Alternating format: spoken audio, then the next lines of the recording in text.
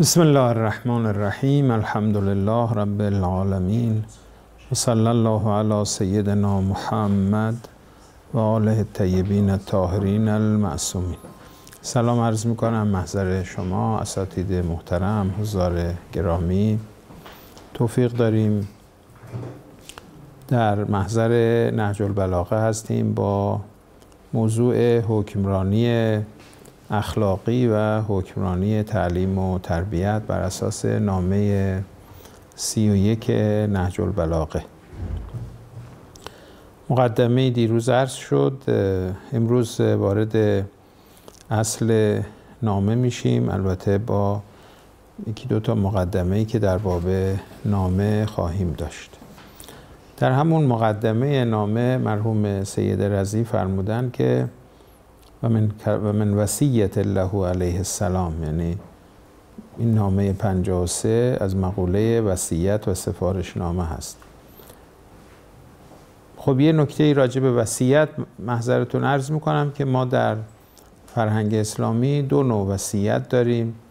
یه دسته وصایای مالی هست، یه دسته وصایای معنوی هست. این وصیتی که اینجا آمده طبیعتاً وصیت معنویه، سفارش های معنویه، نه از مقوله وصایای مالی طبیعتاً نیست. خب نامه یا وصیت یا سفارش یک نویسنده داره، یک مخاطب داره. فرمودن که مرحوم سید رضی للحسن ابن علی علیه السلام، یعنی امام این رو برای فرزند خودش امام حسن صلوات الله و سلامه علیه نوشته. کتبها الیه به حاضرین، به حاضرین هم خونده شده، به حاضرین هم خونده شده. به حاضرین اگه باشه یعنی نام مکانی هست، و به حاضرین اگه باشه یعنی اونجای در حضور یک جمعیتی مثلا این نوشته شده، حالا ممکنه خونده هم شده باشه یا نه، اطلاع نداری. کتبها الیه به حاضرین عند انصرافه من صفین. خب این زمان تدوین نامه و این وصیت اون هنگامی هست که حضرت از جنگ صفین برگشتن، در حال برگشت بودن. پس یک شرایط فوق‌العاده حساسی هست، در یه شرایطی که حضرت یک جنگی رو پشت سر گذاشتن و حالا اون پیامدهاش هنوز ادامه داره و عوارضش در واقع ادامه داره که در جریان هستید. توی همچین شرایطی تقاضای قلم و کاغذ میکنن و این نامه رو مینویسن خطاب به فرزندشون. منتها باید توجه داشته باشیم که اینجا عنوانی که حضرت برای خودشون استفاده کردن چیه و عنوانی که برای مخاطب نامه استفاده کردن چیه. عنوانی که برای خودشون استفاده کردن عنوان والد هست. نامه به این شکل شروع میشه: من الوالد الفان، که حالا آقای مهندس جوزدانی متن رو هم برای شما میگذارن که شما توی صفحه ببینید. البته دوستانی که از طریق بیگول و باطن میبینند برنامه رو، اونها متن رو میبینند، ولی عزیزانی که توی ایتا دارن برنامه رو میبینن خب این امکان فراهم نیست. من الوالد الفان. پس اینجا نقشی که حضرت از اون حیث دارن صحبت میکنن نقش پدری هست. یک نقش مثلا حاکم نیست، نقش عرضم به حضورتون که نقش پدریه. به عنوان پدر داره برای فرزند خودش یه سفارشاتی میخواد داشته باشه. برای امام حسن هم اسمشون رو ننوشتن، یعنی نگفتن الالحسن، مثلا فرمودن که الالمولود المؤمل مالا یدرک، به فرزندی که آرزوهایی داره که چه بسا به خیلی از این آرزوها هم نمیرسه، اونها رو نمیتونه در این دنیا جامعه تحقق ببخشه. پس حیث فرزندی و حیث پدری مطرحه. این خیلی مهم. نامه از یک پدر به یک فرزند. لذا در جلسه دیروز هم عرض کردم که اینجا همونطور که مستحضر هستید ما یه حدیثی داریم از رسول مکرم اسلام صلوات الله و سلامه علیه که فرمودن انا و علیون ابوا هذه الامه، من و علی فرزندان این امت هستیم. اگر ما خودمون رو فرزند معنوی امام علی علیه السلام بدانیم، ما هم به عنوان فرزندان معنوی اون حضرت مخاطب این نامه طبیعتاً تلقی میشیم. پس اینکه آیا امام ما را هم مخاطب این نامه میداند یا نه بستگی به خود ما داره. اگه خودمون رو فرزندان معنوی اون حضرت میدانیم، بله ما هم میشویم مخاطب این نامه. منتها من نمیخوام بگم که چون از جایگاه پدر حضرت دارن این نامه رو می نویسن پس این هیچ ارتباطی به شأن حکومتی ایشون نداره، هیچ ارتباطی به شأن رهبری ایشون نداره. این رو نمیخوام بگم، بلکه برعکس یه نکته رو اینجا میخوام توجهتون رو بهش جلب بکنم که شما خودتون رو در اون شرایط قرار بدید. یه جنگی به اون شکل تمام شده یا نیمه تمام باقی مونده، حضرت دارن از معرکه بر میگردن که برن به سمت کوفه، در مسیر طلب قلم و کاغذ میکنن و یه همچین سفارشنامه اونم مفصل که گفتیم بعد از نامه 53 این دومین نامه طولانی هست به لحاظ جایگاه رو دارن می نویسن. این چه چیزی رو میخواد به ما منتقل بکنه در اون شرایط؟ یعنی در اون شرایط که ذهن حضرت متوجه اون مسائلیه که در جنگ اتفاق افتاده و وضعیت جامعه اسلامی، باز میبینیم از اهمیت تربیت غافل نیست، از اهمیت توجه به امر اخلاق و تربیت در خانواده غافل نیست. در اون شرایط که همش بحث جنگه و چرا اینطوری شد، چرا به این شکل کار به حکمیت کشیده شد، چرا نذاشتن که مثلا مالک کار رو تمام بکنه و خیلی بحث‌های دیگه مثلا مطرح بود.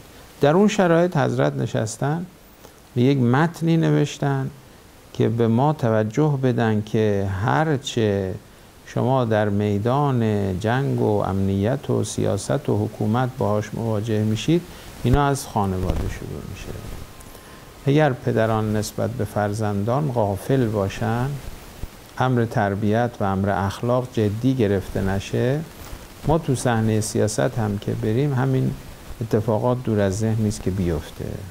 یعنی اونجا کسانی باشن که در مقابل امام خودشون بایستن و امام رو ناگزیر کنن که تو فرمان بده مالک برگرده.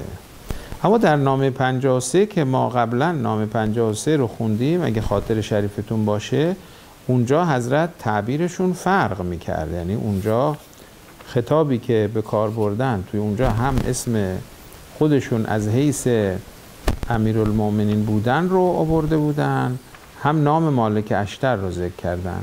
ملاحظه بفرمایید اونجا تعبیر به این شکل بود: هذا ما، بعد از بسم الله، هذا ما امر به عبدالله علیون امیر المؤمنین مالک ابن الحارث الاشتر فی عهده الیه حین ولاه مصر. این نامه‌ایه که فرمان میداد به توسط این نامه عبدالله بنده خدا، علی امیر مؤمنان، مالک ابن حارث اشتر را در زمانی که فرمانروایی مصر را به او سپرد. پس حضرت نامه‌هایی داره که اسم خودش رو میاره، لقب خودش رو میاره، به جایگاه حکومتی و رهبری خودش اشاره میکنه، مخاطب رو هم دقیق تعیین میکنه. پس اینجا میتونست بگه من عبدالله علیین مثلا علیون امیرالمومنین، ولی نگفته اینجوری. میتونست بگه که الال مثلا حسن ابن علی، ولی نمیگه، الال مولود میگه، من الوالد الال مولود، یعنی اینکه این نامه ایست از یک پدر دلسوز، پدری که میخواد تکلیف خودش در قبال فرزندان خودش رو انجام بده و همه فرزندانی که میخوان حرفهای این پدر رو بشنون. خب در این ادامه نامه که ما میاییم یک توصیفاتی حضرت برای خودش ذکر میکنه، یعنی این پدر رو وصف میکنه که این پدر در چه شرایطی هست.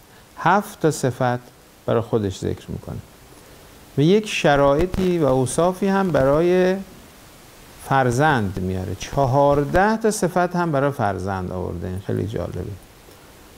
بعضی از شارحین این نامه این مطلب رو به حق درست فرمودن که آنچه پس از این میاد تماما شرح و بست همین 21 ویژگیه، یعنی 7 تا ویژگی که حضرت برای خودش ذکر میکنه و 14 تا ویژگی که برای فرزند خودش ذکر میکنه. خب ببینیم اون ویژگی هایی که حضرت برای خودش ذکر میکنه چیه و اون ویژگی هایی که برای فرزند ذکر میکنه چیه. بعد البته یه اما بعدی داره که در اونجا میگه که من چرا این نامه رو مینویسم. در واقع این 3 تا بحث رو ما میتونیم به عنوان مقدمه این نامه در نظر بگیریم که یک براءت استحلالی هم داره و بقیه نامه در ارتباط با این نکات و عناصر در واقع داره تعریف میشه. میفرماید من الوالد الفان المقر للزمان، ویژگی دوم المقر للزمان. ویژگی اول الفان، فان از همون فانیه، یعنی این نامه رو پدری داره می نویسه که الفان یعنی فانی شدنی است، یعنی از این دنیا مثل اینکه رفته. ما از امر قطعی که در آینده اتفاق میفته گاهی به عنوان چیزی که اتفاق افتاده یاد میکنیم.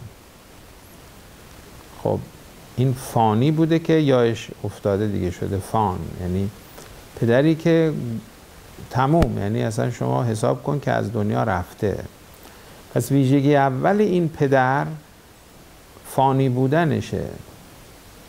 این پدر که این نامه رو داره می نویسه برای خودش چیزی نمیخواد. این پدر به زودی از این دنیا کوچ خواهد کرد، هجرت خواهد کرد، از این دنیا خواهد رفت. پس در نوشتن این نامه هیچ نفعی برای خودش در نظر نگرفته.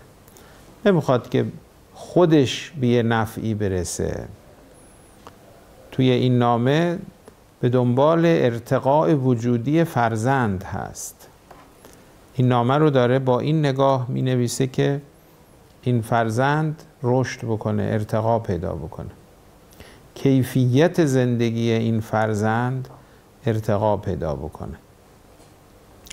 حضرت اینجا این نامه رو دارن می نویسن برای اینکه به فرزندشون بگن که اگه میخوایی با مشکلات زندگی مواجه بشی چگونه باید مواجه بشی.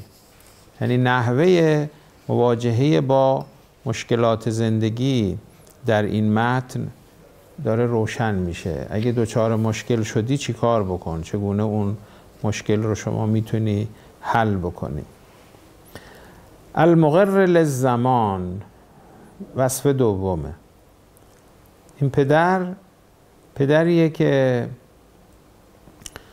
به گذشت زمان اقرار داره زمان همطوری تند و تند میگذره بر ما. حالا راجع به زمان در ادامه هم صحبت میکنیم. المدبر الامور، این پدریه که زندگی رو، عمر یعنی زندگی رو پشت سر گذاشته. ببینید یه وقت آفتاب قبل از ظهره که شما بهش نگاه میکنید، یه وقت بعد از ظهره. آفتاب قبل از ظهر هی سایش کم کم کم میشه تا به ظهر میرسه. آفتاب بعد از ظهر همطور که داره میره هی سایش زیاد میشه تا دیگه خورشید غروب میکنه. المدبر الامور یعنی من در این بخش دوم عمر هستم، در غروبش هستم، در بعد از ظهرش هستم. داره این عمر به سمت تمام شدن پیش میره. این پدر بخش عمده زندگی خودش رو پشت سر گذاشته. اینا همه اوصافیه که پسر برعکس ایناست. این فرزندی که اینجا، حالا چه دختر چه پسر فرقی نمیکنه، این فرزندی که اینجا مخاطب این نامه هست برعکس ایناست. این هنوز جوانه و برنامهش اینه که خب حالا هنوز هستم در این دنیا. پس والد اگه فان هست، این پدر دیگه داره چراغ عمرش خاموش میشه، این فرزند نه، حالا چراغ عمرش تازه روشن شده، برای خودش آرزوها داره، برنامه ها داره، حساب و کتاب ها داره. اگر پدر به گذشته زمان اعتراف میکنه، میگه موها سفید شده و پیمانه عمرم به سر آمده، این پسر، این جوان، این دختر، این جوان، این برعکسه. این حالا میگه من تازه حالا شروع میخوام بکنم. المدبر الامور، این اگه بخش عمده عمرش رو پشت سر گذاشته، این جوان بخش اندکی از عمر رو پشت سر گذاشته. بخش عمده عمرش به خیالش اینه که پیش روش هست و باید از اونها استفاده بکنه. میخوام بگم یعنی این اوصافی که برای پدر میاره یه گوشه چشمی به این بحث داره که این فرزند خودش رو با این اوصاف نمیشناسه، فرزندان خودشون رو با اوصافی خلاف اینها میشناسن. المستسلم للدهر، این نامه از پدری است که تسلیم روزگار است. تسلیم روزگاره به چه معنا؟ به این معنا که میدونه که بعضی چیزها رو تو این دنیا نمیشه تغییر داد، بعضی چیزها رو میشه تغییر داد.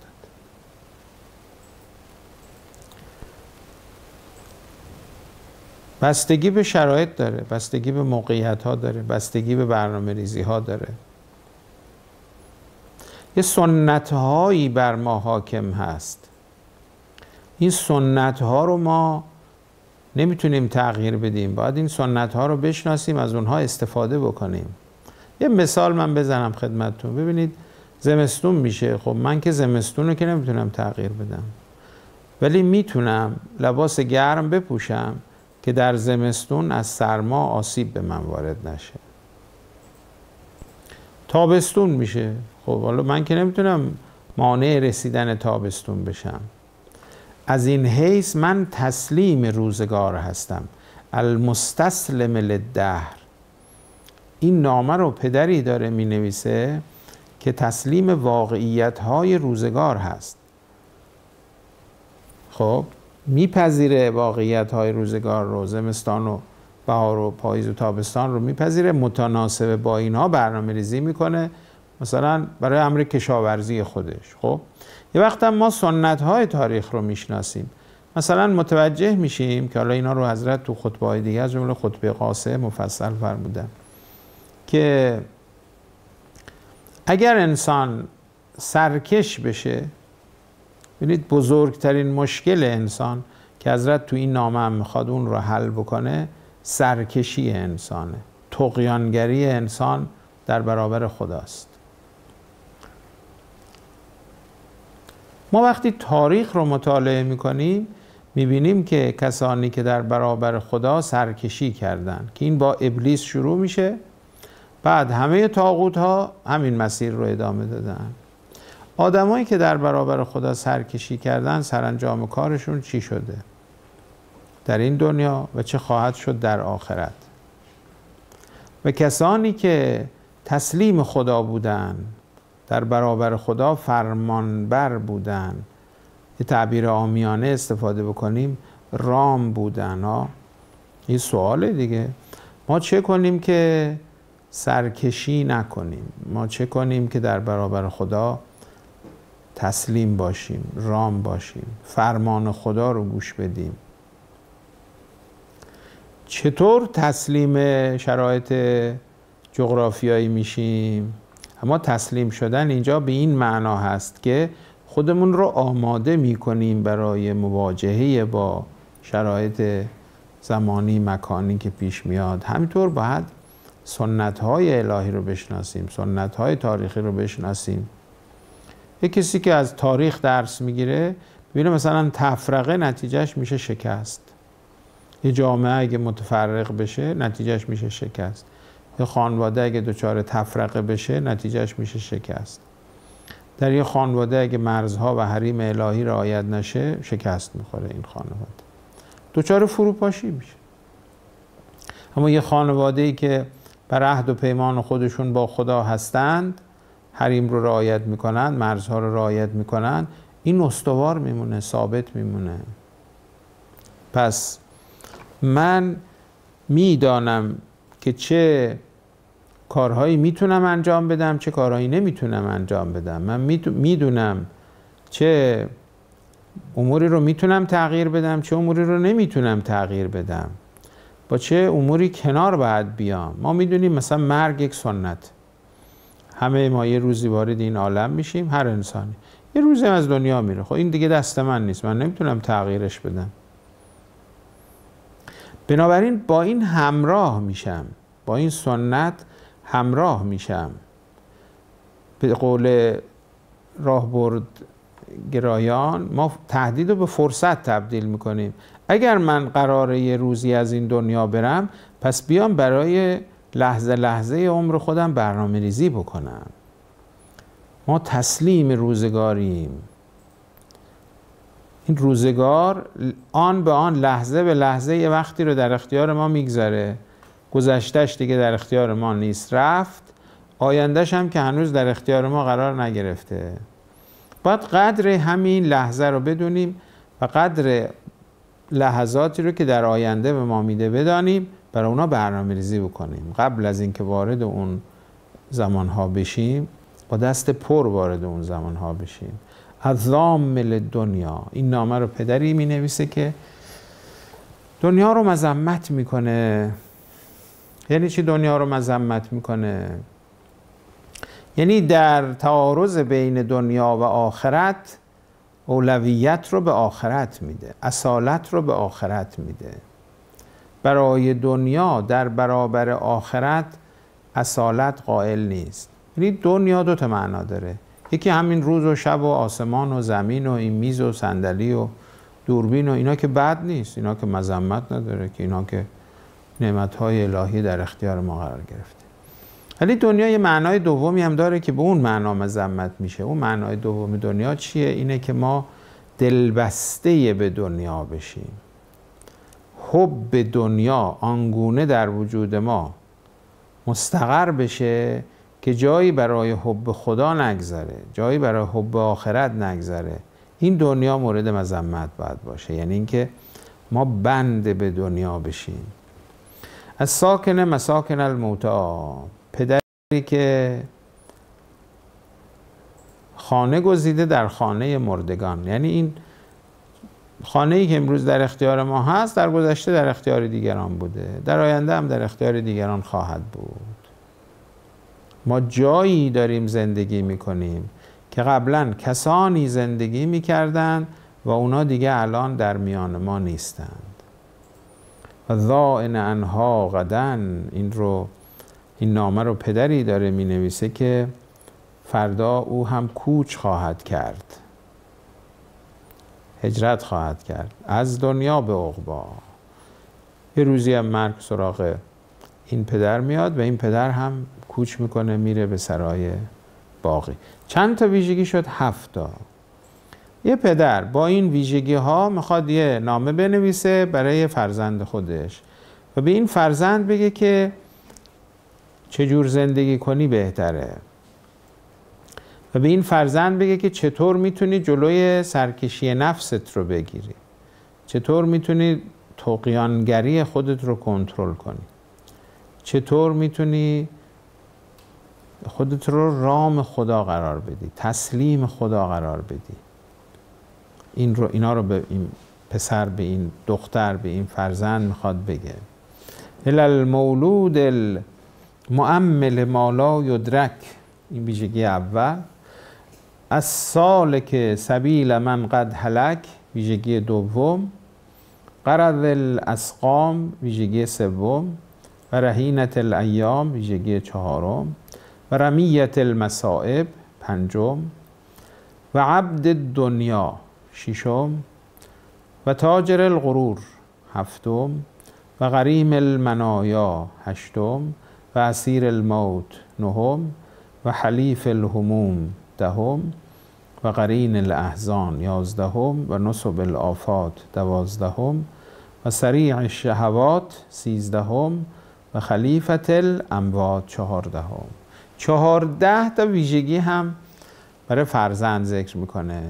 خب همطور که اون 7 تا ویژگی که برای پدر ذکر کرد اختصاصی به امیرالمومنین علی علیه السلام نداره، بلکه برای هر پدری هست توی این دنیا. همه پدران اون ویژگی ها رو دارن. این 14 تا ویژگی هم برای هر فرزندی هست که توی این دنیا پا به عرصه وجود گذاشته و داره زندگی میکنه. خب اگه ما این ویژگی ها رو قبول داشته باشیم، تازه آماده میشیم که بگیم سرتاپا گوشیم، آقا بفرمایید ما چیکار کنیم. چرا بعضی از جوانهای ما امروز از موعظه فرار میکنن؟ میگه باز میخواد مثلا موعظه کنه. به خاطر اینکه به این اوصاف توجه ندارن، به جایگاهی که درش قرار گرفتن توجه ندارن، به صفاتی که درش قرار گرفتن توجه ندارن. لذا این پدر مهربان اول میگه که ببین ویژگی هایی که تو داری اینه.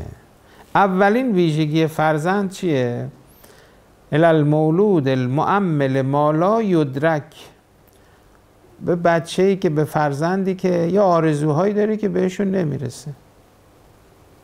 شما الان با فرزندتون نشستید امتحان کنید، بگو فرزندم آرزوهاتو رو کاغذ بیار یا به زبان بیار،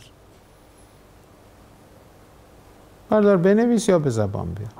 آرزو خیلیه، ولی خب من و شما میدانیم که آرزو عمل هم میخواد دیگه، کار هم میخواد دیگه. آدم باید برای تحقق آرزوهای خودش برنامه‌ریزی کنه. خب امکانات محدود، زمان محدود، علایق نامحدود، آرزوها نامحدود. خب نمیشه رسید دیگه. پس باید اولویت بندی کنه این آرزوها رو. میاد اولویت بندی بکنه، میبینه همه از نظر او اولویت داره. حالا این آرزوها مثلا مادی باشه، میگه خونه میخوام، ماشین میخوام، همسر میخوام، نمیدونم چی میخوام، بله تحصیلات فلان، مدرک فلان، شغل فلان، این مسافرت چنان. اگه معنوی هم باشه، بخواد مثلا به سطوح بالایی از معنویت برسه، مگه همطوری میشه رسید؟ یعنی آرزو باید پشتوانه داشته باشه دیگه. پس این ویژگی انسانی ما هست که ما در آرزوها ذهنمون وسعت داره پروازش، به خیلی جاها پرواز میکنه و به خیلی از این آرزوها نمیرسیم. این پدر داره برای همچین فرزندی این نامه رو مینویسه. 2. از سالک سبیل من قد هلک، برای بچه‌ای که اینم سالکه. سالک یعنی کسی که در یه مسیری داره سلوک میکنه، راه میره، راه آدمایی رو داره میره که بالاخره اونا از دنیا رفتن، اینم نهایتا از دنیا خواهد رفت. همطور که پدر هم یه روزی از دنیا میره، اون تا پدر احتمالاً زودتر از دنیا میره. این چون فرزنده، حالا تازه جوانه، اون موقعی که امام این نامه رو برای امام حسن و مجتبی سلام الله علیه نوشتن، اون حضرت 35 سالشون بود. حالا زندگی خواهد کرد، ولی نهایتاً در پایان بحث مرگ دیگه، از دنیا رفتنه. غرض الاسقام، آقا الان شما جوانی ماشاءالله مریض نمیشی، ولی بالاخره کم کمک پا به سن میگذاری، آماج انواع بیماری ها میشی. غرض الاسقام، غرض یعنی اون سیبلی که میذارن موقع تیراندازی، شما تمرین تیراندازی میخوای بکنی، میگن به اون سیبل شما تیراندازی بکن. اسقام هم که همون جمع سقم، سقیم، اینا مریضیه دیگه، میشه سیبل مریضی ها. کم کمک قند میاد، چربی میاد، نمیدونم چی میاد، فشار خون همینطوری هی یکی یکی میاد. و این فرزند ولی الان چی فکر میکنه؟ الان فکر میکنه که نه، من مریض نخواهم، من همینطوری همیشه سالم خواهم بود. نه، مرگ سراغ دیگران میاد، سراغ من نمیاد. و از آرزوهای مفصل خودش هم داره و بین این آرزوها در تردده. جوان ویژگیش اینطوریه. و رهینت الایام، ویژگی چهارم. برای جوانی، برای فرزندی این نامه رو دارم می نویسم که در رهن روزگار. رهن چیه؟ رهن یه مثلا پولیه، کالاییه، متاعیه که شما در اختیار یک کسی میگذارید در قبال کاری که او واسه شما کرده. مثلا یه جنسی از اون میخری، پولشو نداری بدی، میگی که این مثلا طلا اینجا در رهن شما باشه تا من پول شما رو بیارم دیگه، این طلامو بگیرم ببرم، این ساعتمو بگیرم ببرم، مثلا این شیء گران قیمتی رو که اینجا گذاشتم بعد بگیرم ببرم.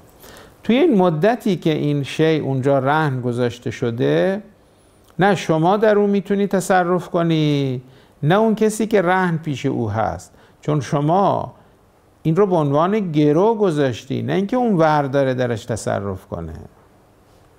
مگه اینجوری باشه تعهد شما، آقا این امانت پیش شما، این گرو و رهن پیش شما تو ظرف یه هفته، اگه من تا یه هفته طلبمو نیاوردم شما میتونی درش تصرف کنی.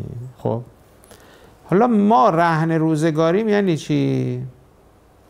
به این معنا هست که گذشتش که در اختیار ما نیست رفت، آیندهش هم که در اختیار ما نیست، امروز که ما داریم زندگی میکنیم اینو روزگار برای ما باز کرده. شما الان از این وقت میتونی استفاده بکنی. استفاده کردی، استفاده نکردی دیگه.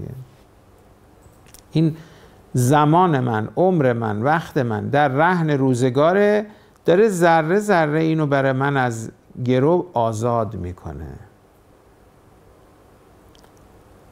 خب هی هم از من میپرسه دیروز رو که بهت دادم با دیروز چیکار کردی؟ از صبح تا حالا چیکار کردی این وقتی که به تو دادم؟ یه ماه گذشته رو چیکار کردی؟ چجوری گذشت؟ سال گذشته رو چیکار کردی؟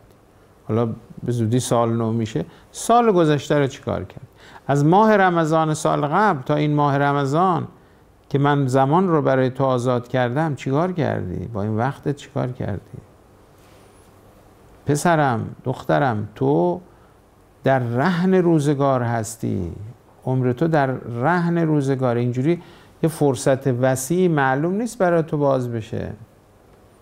با این وقتت چیکار داری میکنی؟ و رمیت المصائب، این فرزندی که آماج مصیبت ها و بلاهاست.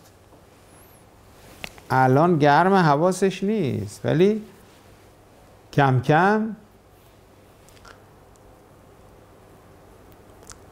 میبینه که نه، آمد، همطوری سراغ زندگی میره، میبینه که یکی یکی سر و کله‌شون پیدا شد.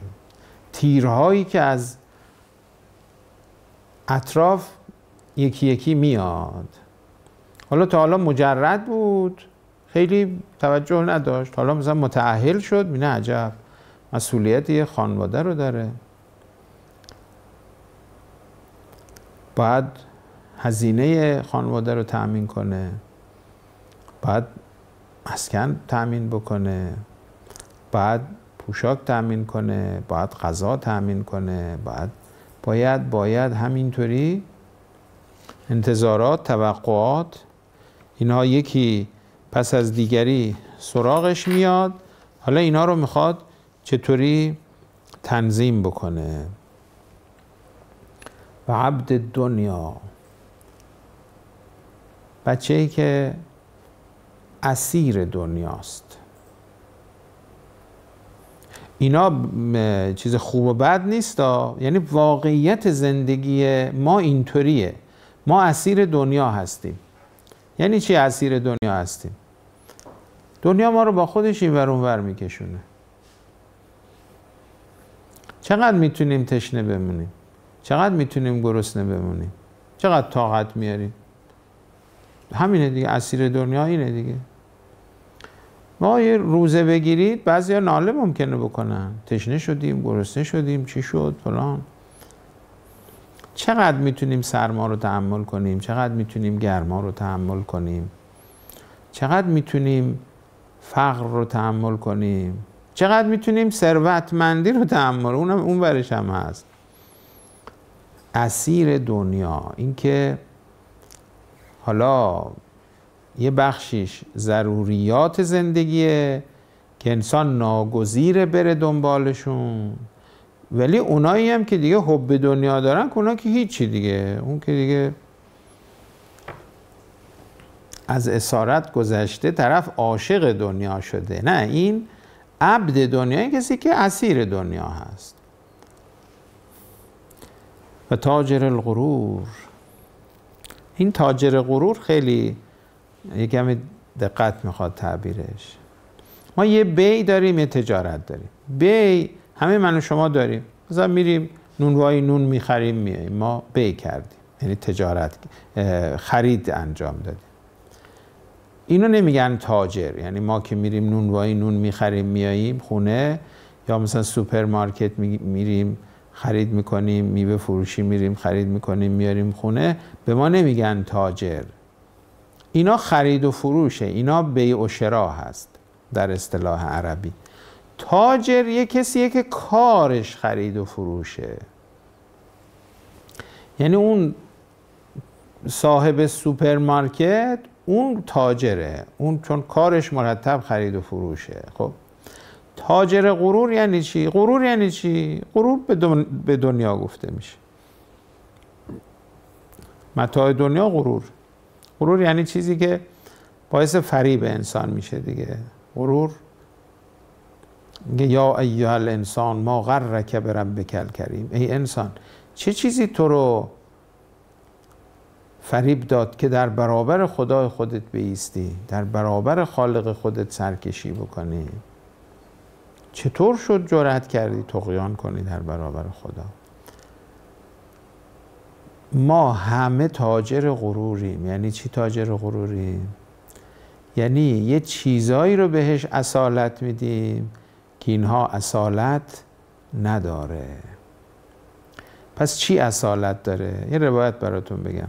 میگن وقتی کسی از دنیا میره، ملائکه میگن که با خودش چی آورده. مردم دنیا غالبا میگن که چی گذاشته، ارث و میراث چی گذاشت. هر آنچه که ما نتونیم با خودمون به آخرت ببریم میشه متاع غرور. هرچه با خودمون بتونیم به آخرت منتقل بکنیم اون متاع آخرته. حالا ببینید چقدر متاع غرور زیاده دیگه. بله شما از فرزندت، از اطرافیانت، از خودمون سوال کنیم من چقدر برای آخرتم دارم کار میکنم، چقدر برای دنیا. اونجا که دارم برای دنیا کار میکنم، حتی ممکنه از عبادت خودم بزنم، خدای نکرده که کار دنیام مثلا مونده، اونجا تاجر غرور میشیم دیگه. یعنی دنبال چیزی هستیم که اون برای آخرت ما آورده نداره. البته الدنیا متجر اولیاء الله، دنیا تجارت خانه اولیاء الهیه. یعنی چی؟ یعنی یه کسانی هم اینجا تجارت میکنن، نه تجارت غرور، با خدا داد و ستد میکنن.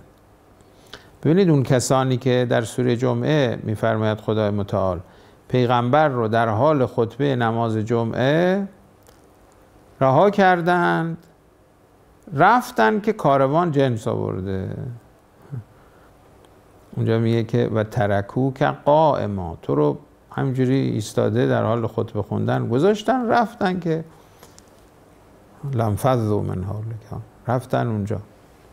حالا اون ترکو که قائما هست، این لنفضوا اون یه جای دیگه است که به این بحث الان ربطی نداره، اینو نباید اینجا میگفتم. پس تاجر غرور به این معناست. غریم المنایا و غریم المنایا. غریم المنایا چیه؟ غریم طلبکاره دیگه، بدهکار. منایا مرگ، از جنس مرگ، از جنس هلاکت هست.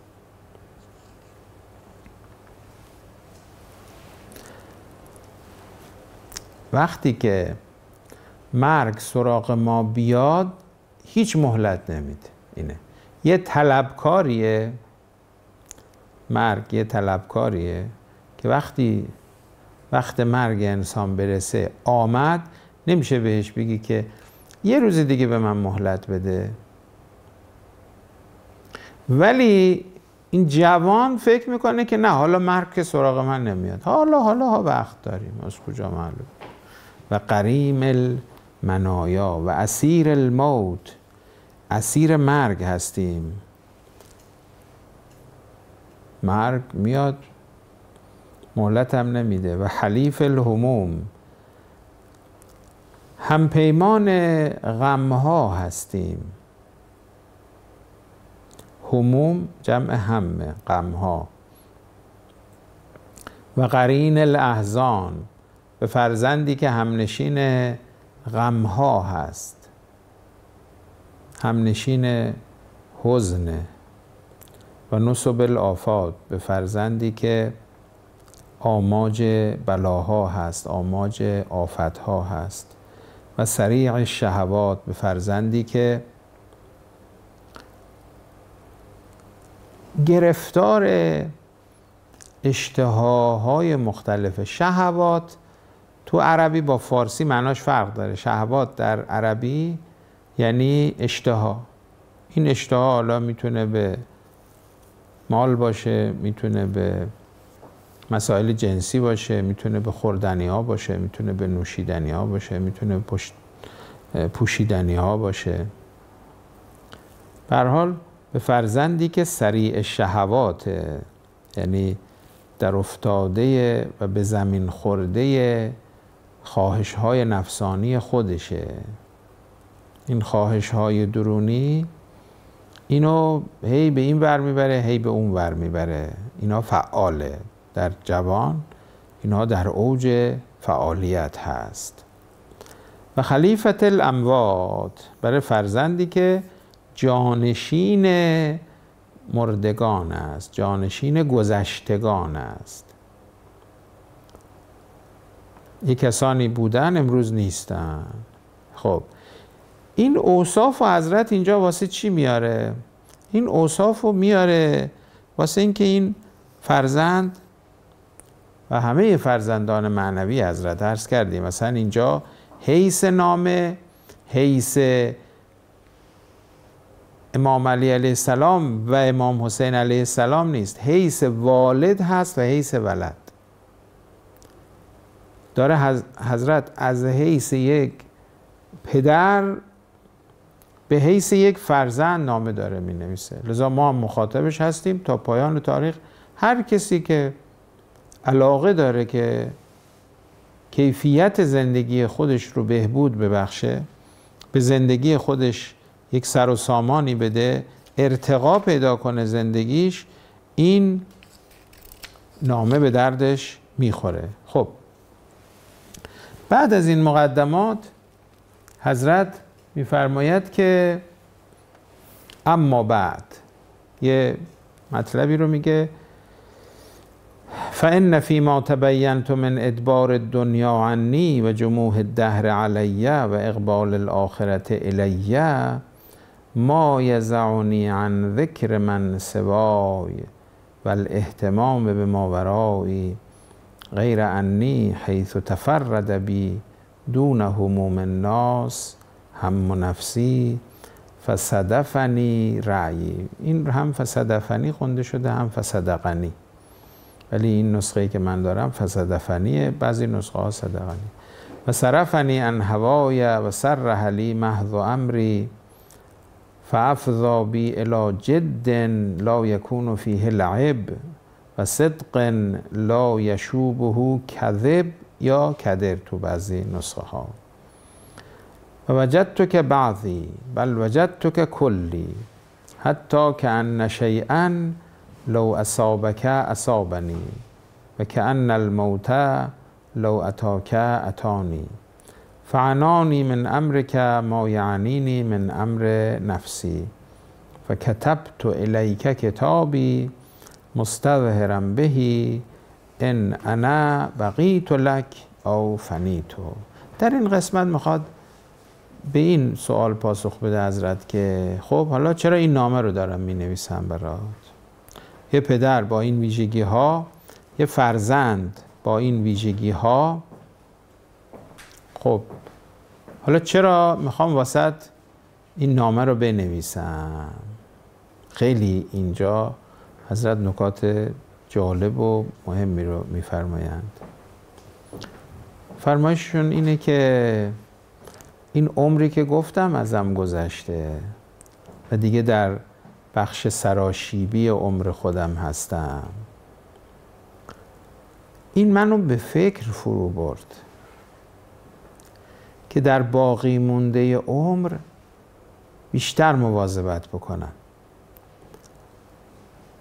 برای آخرت خودم بیشتر پسنداز بکنم. بعد تو این فکر بودم که دیدم همه پسنداز من تو هستی. اول حضرت میگه که وجدتک بعضی، بعد میگه بل وجدتک کلی. متوجه شدم که تو پاره تن منی، تو بخشی از وجود منی فرزندم. بعد میگه که نه اصلا تو همه وجود منی. ببینید یه پدری به فرزندش میگه که من میخواستم، یعنی به این فکر افتادم که برای آخرت خودم یه کاری کنم، بعد دیدم که تو هم بخشی از آخرت منی، تو بخشی از وجود منی دیگه، پس میشی بخشی از آخرت من. بعد بگه که نه بل وجدتک کلی، اصلا تو همه وجود منی. پس دیدم که اگه یه کاری کنم که تو باقیات و صالحات بشی، این برای منم خوبه دیگه. پس من میخوام اینجا بیام واسه تو یه یادداشتی بنویسم، یه چیزی تهیه کنم بهت بدم، این همیشه دستت باشه، همیشه همراهت باشه، تو بشی یه آدم خوب.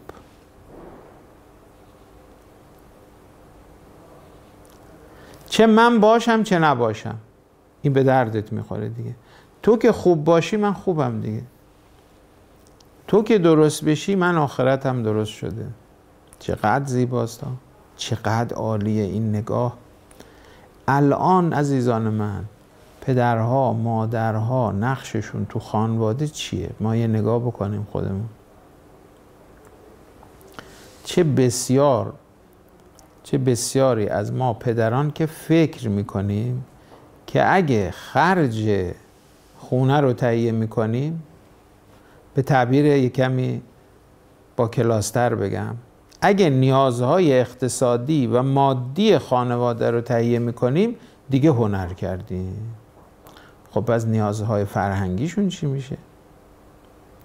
نیازهای عبادی و دینی اعضای خانواده چی میشه؟ نیازهای اخلاقی اعضای خانواده چی میشه؟ اگه شما نیازهای اقتصادی و مادی فرزندان رو فراهم کردی، اما این لحاظ انسانی یک موجود سرکش در برابر خدای متعال شد، بهت ثواب میرسه یا گناه برات نوشته میشه؟ اینجوری فکر میکنی؟ مثلا اینطوری به مسائل خانواده نگاه میکنی؟ من همونطور که وظیفه دارم به نیازهای مادی اعضای خانواده رسیدگی بکنم، به همون روش و به همون اندازه شایدم بیشتر وظیفه دارم که به نیازهای فرهنگی، دینی، عبادی و معنوی فرزندان خودم هم رسیدگی بکنم. حالا ما بیاییم یک کمی کارنامه‌مون رو رسیدگی بکنیم، ببینیم برای اون بخش اول که تأمین نیازهای اقتصادی و مادی بوده چی کار کردیم، برای این بخش دوم که تأمین نیازهای روحی و معنوی و الهی و تربیتی و اخلاقی بوده، برای این بخش چی کار کردیم. بعد متوجه اون 21 تعبیر میشیم که چرا آقا اون تعابیر را آورده. حالا ما تاجر غرور هستیم یا نیستیم؟ میگیم آقا اینقدر ما گرفتار مسائل شغل و کار و کاسبی هستیم که دیگه وقتی نمیمونه برای اون بخش نیازهای معنوی. خب من از شما میپرسم، اگر پدری مادری خودش تو خونه قرآن نخونه، بچه ها قرآن خون میشن؟ اگه پدر و مادر خودشون اهل نهج البلاغه نباشن، بچه ها اهل نهج البلاغه میشن؟ از این بچه نهج البلاغه ندیده در عمر خودش. این بچه خدای نکرده اصلا ندیده که بابا بیشینه یه قرآن بخونه، اینه قرآن دست بابا مثلا بگه این چیه؟ بابا بگه این قرآنه. خب قرآن به چه دردی؟ بعد براش توضیح بده. این اگر نبینه که پدر نماز شب میخونه، این چجوری نماز شب خون بشه؟ این نبینه پدر مادر نماز شب میخونه، این چجوری نماز شب خون بشه؟ این اگر نبینه که پدر چه انسان متعالی هست، مادر چه انسان متعالی هست، این چجوری این چیزا رو باید یاد بگیره؟ از کجا باید؟ دیروز عرض کردم که یه علومی داریم قولیه، با زبان منتقل میشه، اما یه حرفه ها داریم، حرفه ها با فعل، با تمرین حل میشه، اما مسائل معنوی با سلوک حل میشه. یعنی شما باید همراه یک مقتدا بشید. مقتدای فرزندان اول پدر و مادرشونن، بعد مسجد محله هست، امام جماعت مسجد محله هست، در شهر امام جمعه است، تا بیاد در مقیاس کلان که امام مسلمین هست. یعنی ما دست این فرزند رو بگذاریم در دست ولی الهی. این با امام زمانش آشنا بشه، ارواحنا فدا، با مرجع تقلیدش آشنا بشه، با ولایت فقیه آشنا بشه، با نظام نبوت و امامت و با خود ولایت الهی آشنا بشه. این یاد بگیره که خدا رو دوست داشته باشه. این یاد بگیره که ذکر خدا بگه. چجوری ما از سرکشی نجات پیدا میکنیم؟ راه نجات از سرکشی چیه؟ این مسئله بغرنجی که محوری این نامه هست اینه. میخواد انسان سرکش رو تبدیل کنه به انسان تسلیم خدا. کسی رو که در برابر یعنی بگه سرکشی در برابر خدا ممنوع، ما باید تسلیم خدا باشیم. این پیام این نامه اینه دیگه. نفسمونو باید با سیر و سلوک، با تربیت، با تهذیب، با تزکیه در برابر خدای متعال رام کنیم. این مواردی که گفته شد همه برای این بود، مقدمه بود. ترجمه این عبارت میمونه که من جلسه بعد ترجمهش رو خواهم گفت. یه تأملی شما راجع به این قسمت بکنید. بحث دو تا کلیدواژه مهم دیگه هم اینجا داریم. یکی ادبار دنیا هست، یکی اقبال آخرته. پسرم، دخترم، فرزندم، حالا که من میبینم دنیا به من پشت کرده، داره هی این شمع عمر من خاموش میشه دیگه، آخراشه و آخرت به من اقبال کرده و رو آورده، میخوام تجاربمو در یه نامه‌ای واسه تو بنویسم، چون تو رو نه پاره ای از وجود خودم بلکه تمام وجود خودم میدانم.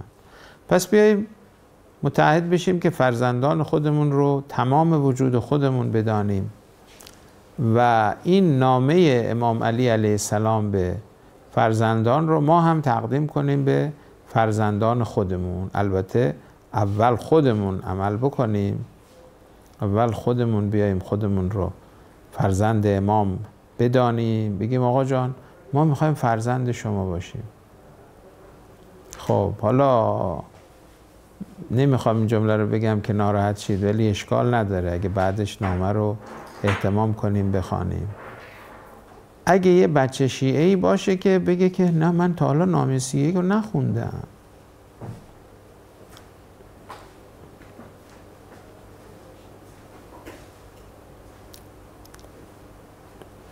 حالا این چقدر نسبت فرزندی داره با علی ابن ابی طالب؟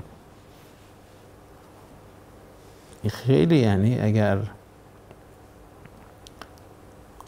ما رو بیدار بکنه، یک کمی هوشیار بکنه که وقتی ادعای پیروی از امیرالمومنین صلوات الله و سلامه علیه رو داریم، چقدر این وصیتش رو خوندیم، مطالعه کردیم، حالا تا چه رسه که حالا به کار برده باشیم. بله ما تمام محافل مذهبیمون ببین باید بر محور قرآن و نهج البلاغه و صحیفه سجادیه و اینا بچرخه دیگه. یعنی شما در هر شهر و دیاری باید ببینید که نامه 31 اینقدر بحث شده که همه دیگه ماشاءالله با نامه 31 و اقبال آخرت و ادبار دنیا آشنا هستن. تا میگی ادبار دنیا میگه فهمیدم نامه 31 رو میگی دیگه، تا بگیم اقبال آخرت میگه فهمیدم نامه 31 رو شما داری میگی دیگه، تا بگیم خصال پدر و پسر بگه آها اون 21 ویژگی رو میگی دیگه، اون 7 ویژگی که پدر ما علی ابن ابی طالب برای خودش میگه به عنوان یک پدر و ویژگی همه پدران، و اون 14 ویژگی که برای فرزندان خودش و همه فرزندان میگه، اونو میگی دیگه، همه بلد باشی. اگه اینجوری نیستیم باید تجدید نظر اساسی بکنیم، خیلی باید تجدید نظر بکنیم. خدایا چنان کن سرانجام کار، تو خوشنود باشی و ما رستگار. من در خدمتتون هستم، اگر ملاحظه‌ای فرمایشی دارید استفاده میکنیم در این دقایق باقی مونده. خب نکته نداریم آقای مهندس؟ خیلی خوب، حضار محترم اگه نکته فرمایشی دارم. بسیار خوب، التماس دعا دارم، دعا بفرمایید مخصوصاً برای مردم مظلوم غزه و فلسطین و برای همه مستضعفان و مظلومان و محرومان عالم که انشاءالله از شر مستکبران و طاغوت‌ها نجات پیدا کنند و دعا بفرمایید و دعا میکنیم از خدای متعال که خدایا عزت، سلامتی و طول عمر عنایت بفرما به همه خدمتگزاران به اسلام، مسلمین و مردم مظلوم، به ویژه طول عمر با عزت و برکت به مقام معظم رهبری عنایت بفرما، به برکت صلوات بر محمد و آل محمد.